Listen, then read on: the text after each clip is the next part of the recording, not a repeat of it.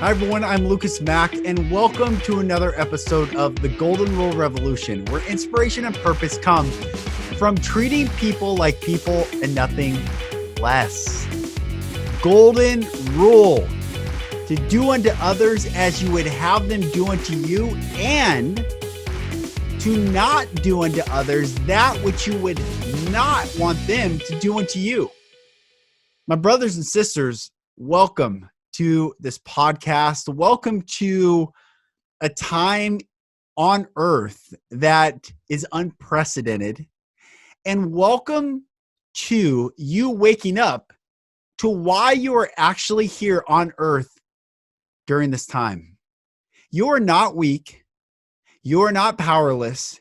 You are incredibly powerful because you have breath in your lungs and you have the ability to articulate with that breath into existence good, positive, inspiring, uplifting, powerful content that pushes back darkness. And today's episode is shifting from darkness to light.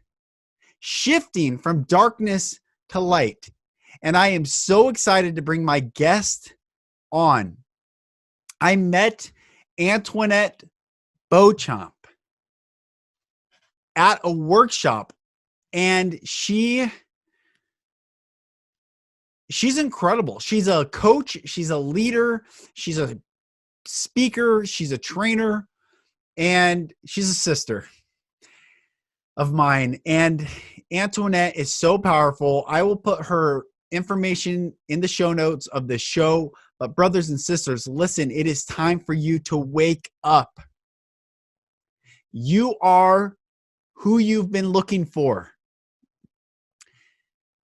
Give yourself permission to feel the power that resides in you.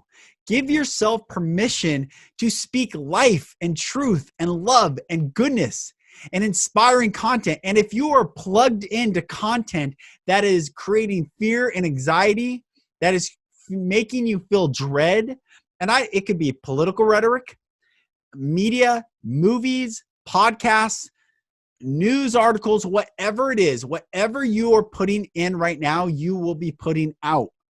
So I am excited to bring this episode to you so that you can, along with Antoinette and myself, shift from the darkness to the light. You get to do it. I get to do it. We get to do it together. Remember, my brothers and sisters, darkness is not a counterforce to light. Darkness exists in the absence of light. And with that, welcome to today's episode. Well, Antoinette, sweet and powerful Antoinette, how are you? I'm good. I'm doing great, considering all things considering what our world is going through. Where you are, where right now? I'm in Brooklyn, Greenpoint, actually. Wow. And yeah, New York's like the hub of everything right now, as far as like the cases. And what's the vibe in New York right now? How do you feel? Oh man. I look at the city every day because I have this incredible view of the city across the water. And the other day I was like, city, how do you feel? I was like asking because I know it's tough for so many lives right now in New York. So there's, and it's interesting. I saw a post about dreams the other day. My dreams have been really intense and vivid. And I actually dreamt about coronavirus the other night. So I definitely feel like a big energy here. Yeah.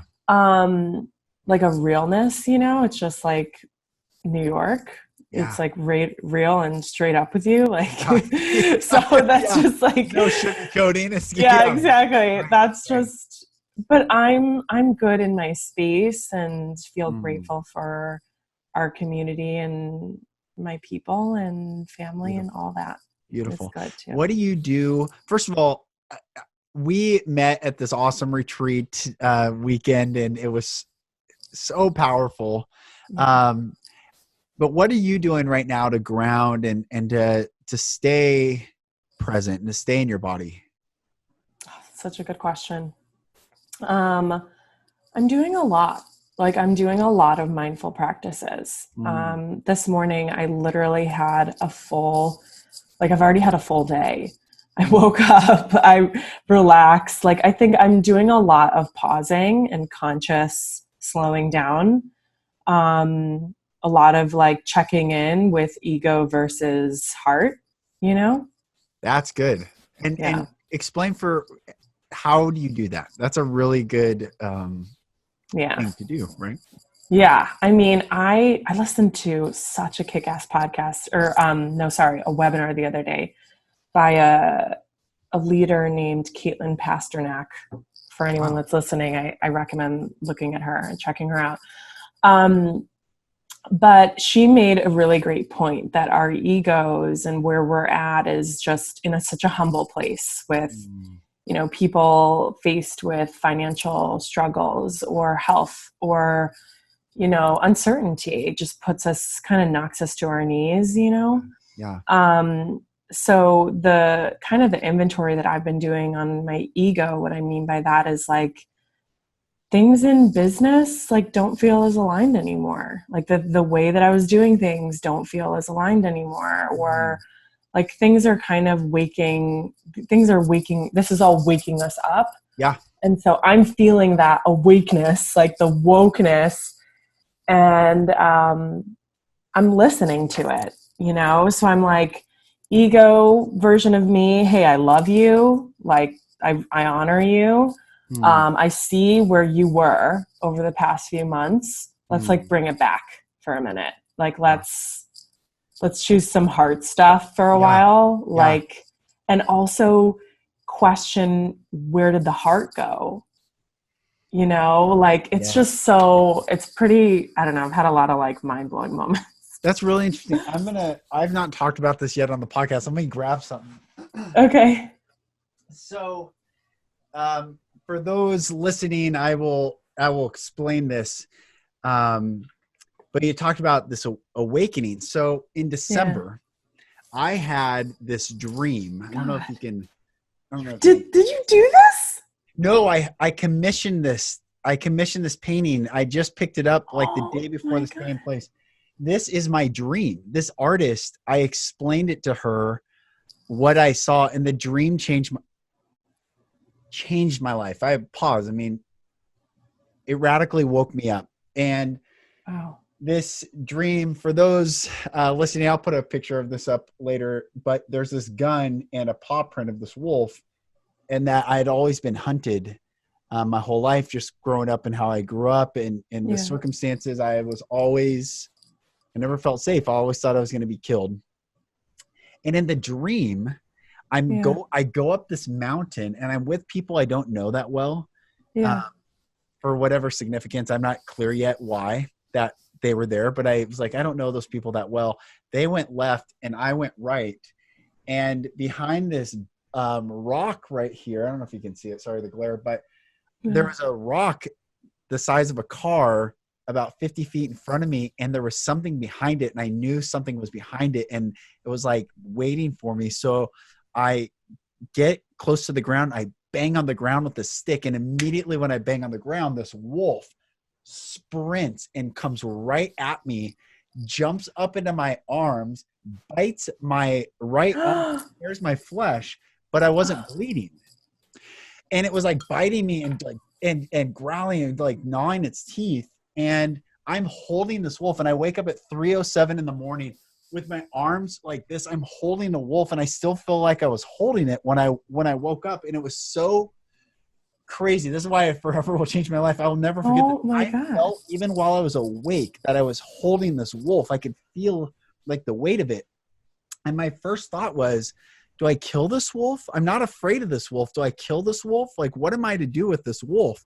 Because I felt like I could smother it, like suffocate it, squeeze it to death. But I wasn't sure what to do. So I go downstairs 3 a.m, and I sit downstairs in the darkness, and I'm like recounting this dream. Like, what is going on? What is this wolf? What was it doing? And it was like right in my face. And wait, how did you feel? I wasn't with the wolf in your face. I wasn't afraid. I wasn't afraid of the wolf. And this is also, it was so bizarre. I wasn't afraid. And when it tore my flesh in my right arm, I wasn't bleeding. It was like it was trying to wake me up to something. And I wasn't sure if I'm like, am I the wolf? Like, I thought wolves were, I've always had this vision of like wolves being evil or dark or like the hunters or whatever. Yeah. And so I talked to someone and they were talking about animal medicine and like, what does the wolf represent in the dream? And it was the wolf, when the wolf shows up in the dream, means you're the one you've been looking for. And the next day I had a call with, I did a podcast, I think, with Gordana Burnett, who's been one of my coaches. She's an Oprah 100 Super Soul teacher. And she said, I tell her about this dream. She's like, when did you have this dream? I was like, a day and a half ago, or night and a half ago. And she's like, 2 days ago, felt like I was supposed to watch this wolf video, and I watch it. And she goes, my first response was, it kind of like scared me. Like, wolves, I've always thought are dangerous. But then she said it was this wolf howling at the moon in the middle of the night. And she's like, there was a beauty about the howl. There was something that was, once I got beyond the fear, there was something beautiful. Yeah. And she goes, you are the wolf. She's like, you are. And I was like, that's what I was feeling. Like, I am the wolf in my dream. Yeah. And I realized that the wolf is not afraid to go into the darkness. Yeah. And howl at the moon and the light of the moon. And when a wolf howls, it wakes everyone up. You can't sleep. When a wolf howls at night, no one's gonna be like, oh, I'm just gonna. Yeah, no. And the wolf is the symbol of the awakening.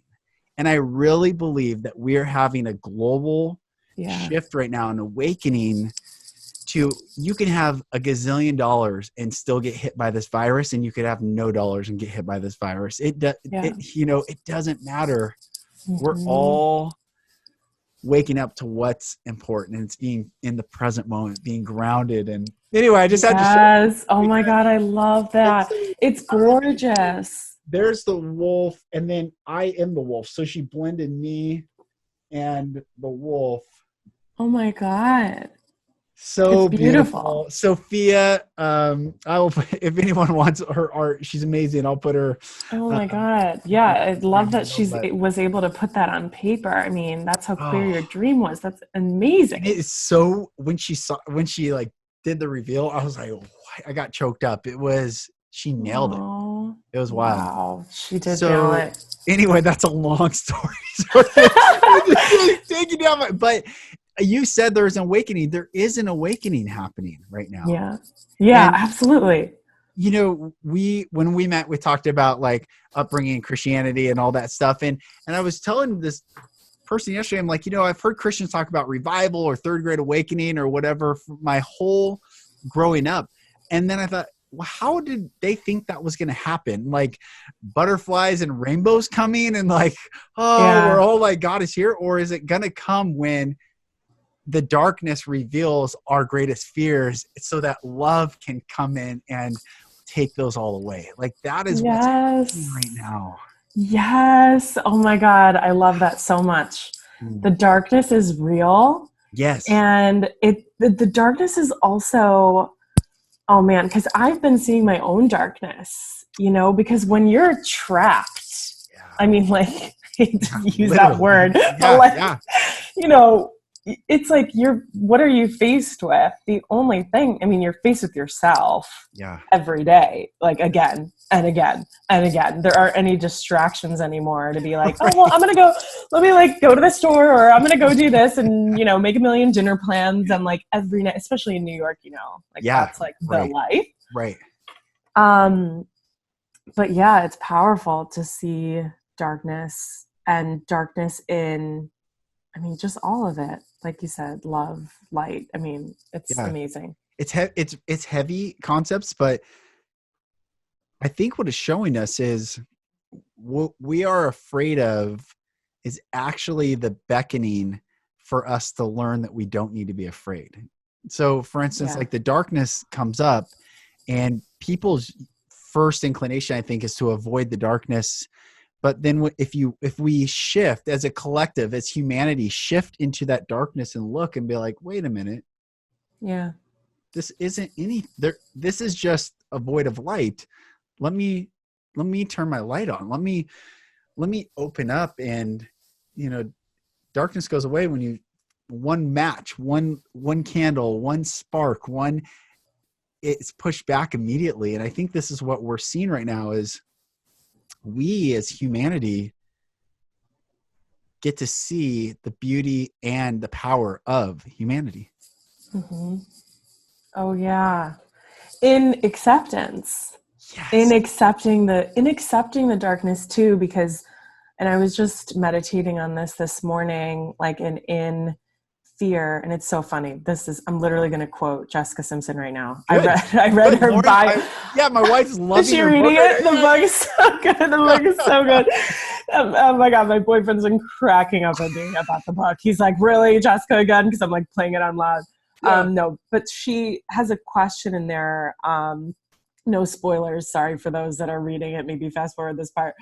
But it's like, can you survive, or can you move through fear? Like, is what is after fear? Like, she brings this up, like, meaning, can you heal through fear also? Like, it's almost like if you see your fear and you embrace it and you accept it, can you move and become on the other side, cross over? Yes. And like, even in the darkness where maybe it's not fear, maybe it's anger, right, and maybe it's anxiety, and maybe it's just like sadness. Yeah. Like, if you accept that part instead of run away from it and resist it, then imagine that, like, that flower that grows, after. Yeah. It's just, yeah. I mean, I see it every day, and it's like everybody everyone wants to run away from those emotions, Right. Right. And this is just the time to look at them and explore them instead of run. How you coach a lot of leaders. How are you seeing them respond to this? And is there similarities that you're finding with some of your clients? Yeah, that's a great question. I mean, I've spoken with, like over 30 women. We had a workshop this week. Like, the amount of women and perspectives that I've seen, I would say, like, the overarching would actually be lovingly grateful. Like, everyone is very grateful. And I think that's part of the, like, humbling of ego. It's yes. Like, yes. I'm just so grateful that I'm here. I'm grateful that I'm okay. But there's also this frustration with the uncertainty, like the anxiousness and frustration with the uncertainty of how long is this going to last? When is this going to be over? Like, everybody wants to know, Yeah. Isn't that interesting that, well, not to lead you into agree that it's interesting. I'm just saying I find it interesting that when we as human beings, I think, feel better when we think we are in control or have a sense of what will be, but that never is the case, right? Like, someone could say, oh, it's going to be done, in November. But then what if something worse happened after? I mean, we don't know, right? And I know. We never know. And it's so true. Things hopefully are not worse. Maybe they're tremendously better. But my point is, if we can get to that place of being in the void and like existing in the void, I think that is where we will find that peace. I was running, I think this is after we met, I went for a run and I had this word, these words, boundless surrender, come into my mind. I'm like, boundless surrender, like, what does that even mean? And I had this vision of myself in like nothingness, nothing to hold on to, nothing to, literally nothing, but just in that place of like boundless surrender. And like, if we can, and I'm not saying I am at that place, I'm saying that is a beautiful vision of beingness, right? But like, isn't that the truth though? We don't really have anything to hold on to. We have constructs that we think we hold on to, but when those get taken away in an instant, I know, all we're left with, the truth, is us inside of us and how we share love and how we deal with fear. Yes. Oh, I love it. I'm like, preach. Like, I love it. Yes. I'm like, yes. So much yes. Oh, yeah. So much yes. I mean, the surrender is just such a beautiful part of life. I mean, we really don't ever have a freaking clue. Like, but we think we do. Like, we paint these illusions like, oh, we're certain, but like things happen all the time in life, like completely at random, right. quote unquote, putting that in quotes. Yeah. And you're like, but why did that happen? And it's like, but this is the nature of life and being human. Yeah. You know, it's just, so I am grateful for, I mean, twisting, like, I want to say, I know that it's like, it sounds morphed because of all the pain that's happening in our world right now. Right. But I am grateful that we're in this position of waking up to what it is actually means to surrender and to be trusting in the uncertainty instead of questioning it, constantly creating worst case scenarios, you know? Yeah, that's good. It's really, as you were just talking, it reminded me of, it's really coming to grips with, are we victim or leader mentality? And not to indict anyone who's in that victim, but the victim mentality says, I need someone else to save me. I need someone else outside myself to come do something for me. And the leader's like, okay, what can I draw from within? What can I source? Where can I get grounded? Even if I'm in a high rise in a concrete jungle, can I touch the carpet? Can I feel the fibers in my chair? Can I think of this? And this is what I've been encouraging people to, whatever they can tactilely feel, like sheets or carpet or wood, that came from the earth. So even though it might be processed and manufactured and molded into certain ways, you can still go back to the origin of, you can still get grounded on this planet, from this planet. And I know that sounds so hippie and so, even me hearing I love it. But I've been doing it, and I'm telling you, it feels better. Like, okay, this fiber came from somewhere. Yeah. Oh, it's going to be okay. I recognize that. I love that. I respect that. And you asked me, what do I do to be grounded? And actually, well, I do child's pose. I go into child's pose. One of my teachers told me that once, like whenever you're feeling like you need to be grounded, just go on your yoga mat and do child's pose, or go anywhere. I mean, I think he taught me, he was like, go in the grass and do child's pose, but we live on the 14th floor. So, and it's cold. So I'm like, I'm not going to the grass right now, but I'm just in child's pose on my yoga mat, and I'm taking a lot of, and I have this homework on my Instagram. Because I have a mentorship group every week, and I give them homework. They want homework. They're like, Antoinette, what do we do? What do we do for homework? So this week it's really about disconnecting. So I was like, okay, 5 minutes every day, complete silence, set a timer on your phone, close your eyes, connect with your heart, ask you what does my heart need? Ask your heart what you need. And just wait for the message and just become completely empty.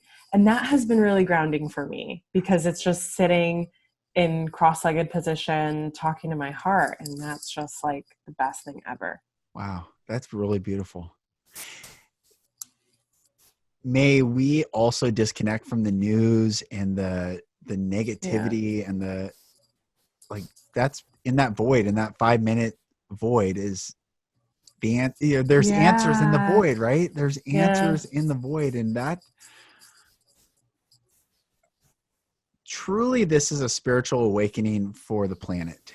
I mean, whatever worldview people have, they're definitely going and trying to find answers in that, outside themselves or inside themselves. But this is a time where, I was saying yesterday, we've replaced the narrative of heaven and hell, of a vertical heaven above, hell below, to a humanist perspective on the planet Earth, where it's become lateral politically.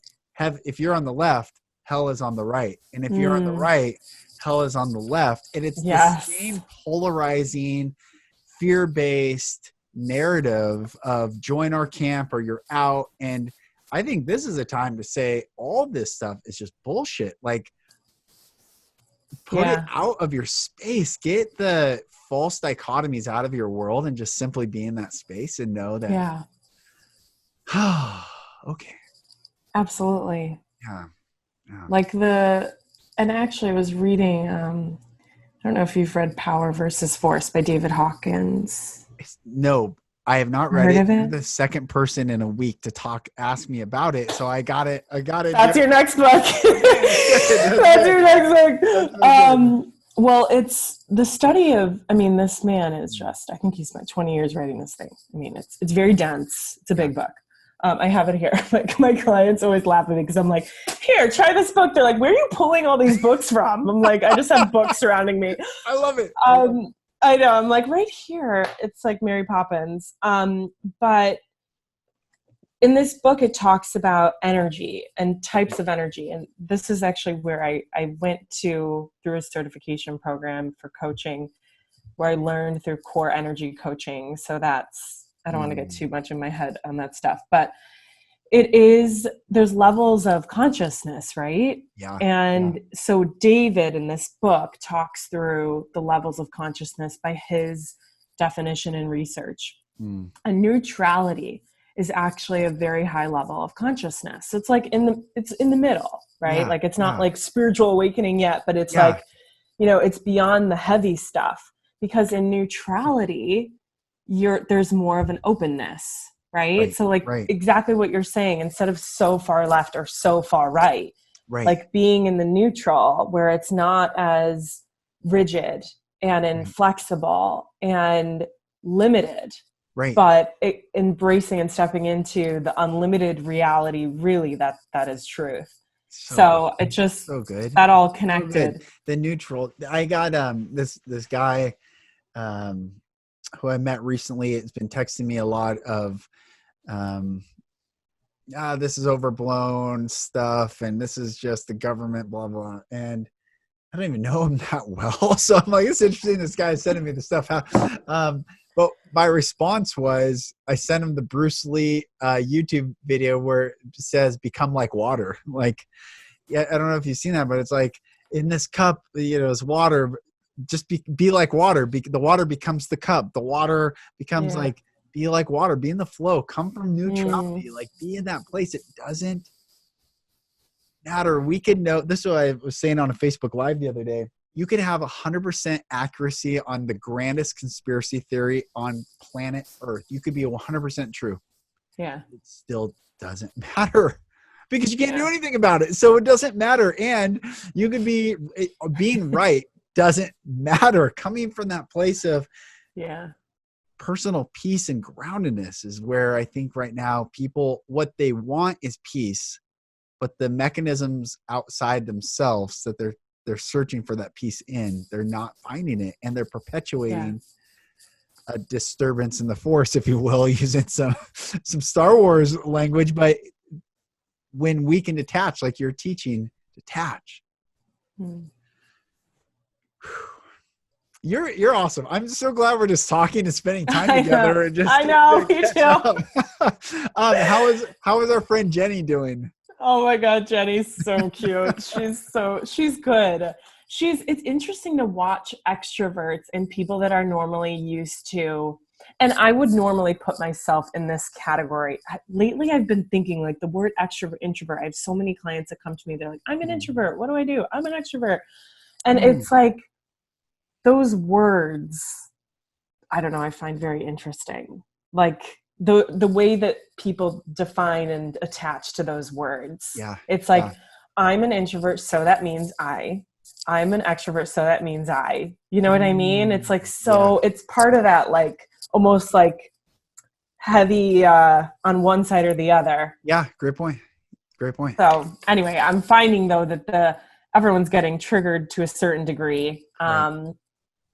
And Jenny reminds me of someone that is normally extroverted, like she's normally out doing things. Bubbly. And she's just like, I think she was like having a second of a hard time with it. But I've got to catch up with her. She's the cutest. I love her so much. Awesome. She's awesome. she, I saw that she was promoting, because she's who we're talking about, everyone listening. We're talking about Antoinette's really good friend who I met the same time I met Antoinette, and is just a doll of a human being and just so precious. And she's a psychotherapist, and so she's a therapist. But I saw that she was, I don't know if she's working with psychedelics but she posted something about how therapists are she's doing some Yeah, she's leading deep. stuff. I mean, She's awesome. yeah, she really is. That's She's really cool. going in deep. She's super vulnerable in her space and what she shares, and I just love and respect her so much. She was my best friend from she was like my first ride or die, you know. I was like, we were 8 years old, we tattooed on each other's butts, best friends forever. We were weirdos. I love we were it. absolutely weirdos. So we know, speaking of shadow, we know each other's shadows so well. You know, isn't it funny? With childhood friends, you just know each other's stuff inside and out. You know what's interesting? So good. Along that, so the gal who painted this, I've been friends with since 7th grade, and I reconnected with her, and I told her my life story. We just caught up a couple months ago, and I explained the dream. I hadn't talked to her since I was 19 years old. And she said, I always thought of you as such a happy, kind person, but now I know that was a mask because she shared what she went through in her life, the trauma, and I thought of her as such a happy, nice person, but she had deep trauma as well. And she's like, isn't that funny how we were friends and we connected with each other, but really our masks, there was something deeper that connected us. Hey, we know that we're not going to hurt each other, but also that facade that we put out. Yeah. You know, we believed it was the real thing. And she said, I said, yeah, it's made us who we are. She goes, it's also made us prolific, or she didn't use this word, I used it, but she said, it's also made us people pleasers. And I said, I was the most prolific people pleaser on the planet until this dream. This dream is me. I told her, so wild, is that this was the dream of me ending my people pleasing. That, pardon my French, everyone listening, but I'm the fucking wolf. I'm not a domesticated dog. I'm not a golden retriever. I am a wolf, and I'm here to lead people, and I'm not afraid. And wolves live and survive in pack, and it is in community. And anyway, I bring that up as just knowing the shadows and having friends like that can, we might not see them for years, and then all of a sudden see them, and it's like nothing ever passed, right? Oh, that's so good. That's so special. Yeah. I love that she was able to see that too and call that out from such a long time ago. Right. It was amazing. And bring it all back. She's huge deep. Circle. She's deep. The artists, I think throughout society, I mean, why art is so important is because it takes us out of our present circumstances. So the artists, the musicians, the poets, I mean, think of antiquity, the poems that still to this day, those poems are written in really dark places. They weren't frolicking in the fields and hey, that's good. These were deep people, thinkers, feelers, the empaths that help I don't know, frame the internal world on an external plane, right? That people could see. And I just love our artists right now. And thank you to every artist out there. Yes, thank you guys. Yes. Oh my God, I love you too. Yes. Oh my God, so much. Yes. Oh man, where was I? So I was on a mushroom trip. Yeah. 2 years, I think this was 2 years ago almost. And I was looking at nature because I'm just fascinated by nature and I love it so much. Yes. And I was I just instantly felt a flood of compassion for humans because I was oh my God, this is how we create. Nature creates the beauty just by being. Yes. And humans create beauty by creating, by taking action toward art and writing.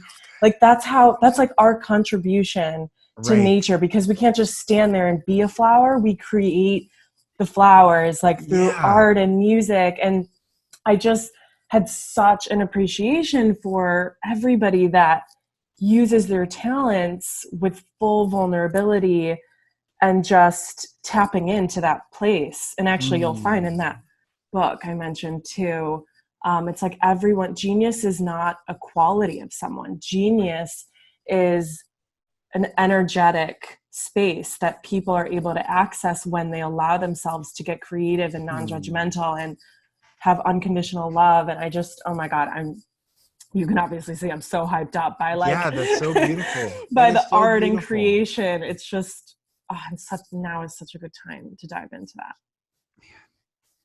You're awesome. I'm so glad we met. I'm I looking know. at you like, oh, there you are, my friend that we met this really powerful weekend. I know. It was such a powerful weekend. Such a powerful weekend. I know. When I got on here, I was like, I feel like I'm going to cry because it was like such good bonding time. And it's just the real talk. # real talk.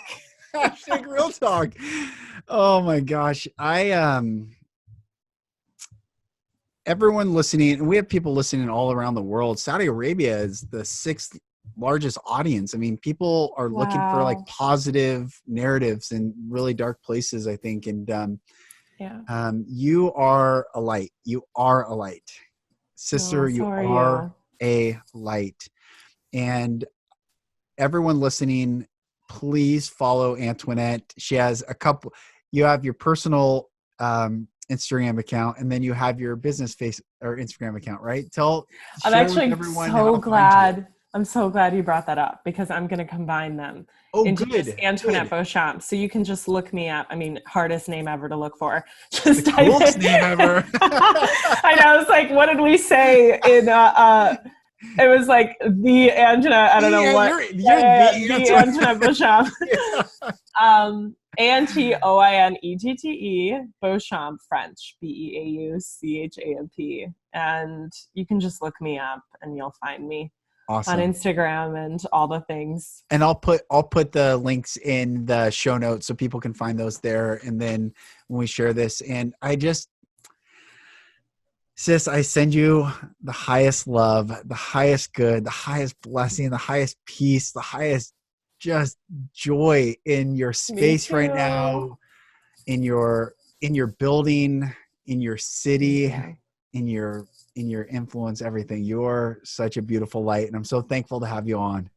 Me too. Thank you so much, Lucas. Everything back at you 1,000%. I'm just sending you and your family so much love and light in this time, and everyone around you and in your life. You are touching so many hearts. And every time I see you post and share from such an amazing heart-centered place, I'm just always in awe of your work. So thank you for spreading this love. It's so, so needed always. Thank you. I'm so grateful to know you. Thanks. Same. Antoinette, thank you so much for joining. My brothers and sisters, thank you for listening. I am making a request of you. This content is incredibly important. You can go back to episode 1 of this podcast, and every episode was I the best podcaster at the beginning? No, I was scared. I had to overcome my anxiety of getting out there. But as I brought on incredible guests from Good Morning America anchors, CEOs, business leaders, coaches, spiritual advisors, Oprah 100 Super Souls teachers. I've had incredible guests. Listen to this content, share this content, be bold and share good news. Be bold and share good news. This is how light spreads. Your light might be the light that someone else needs to ignite their light. I'm so excited that you listen. Thank you so much. I have great podcasts already recorded. During this time, I've been recording a lot of podcasts. So we're going to bring out episodes every single week for the foreseeable future. Buckle up, strap in, go inside yourself, look where you have fear, process that fear. And if you need coaching, I am telling you, reach out to me right now for a free half-hour coaching session. Just reach out. Lucas@lucasmack.com. We'll schedule a time. You do not need to be afraid. What you get to be right now is inspired, and know that the virus is just part of the existence as you are. You are powerful, my brothers and sisters. You can inspire a life right now. You can reach out to someone right now and change their life just by what you say, how you say it, when you say it, where you say it, and why you say it. We get to be the lights, brothers and sisters. It is time. I am encouraged. I am excited, and I'm on fire. My name is Lucas Mack. This is the Golden Rule Revolution, where inspiration and purpose come from treating people like people and nothing less. I look forward to talking with you and sharing these episodes with you on the next episode. I'll talk to you then.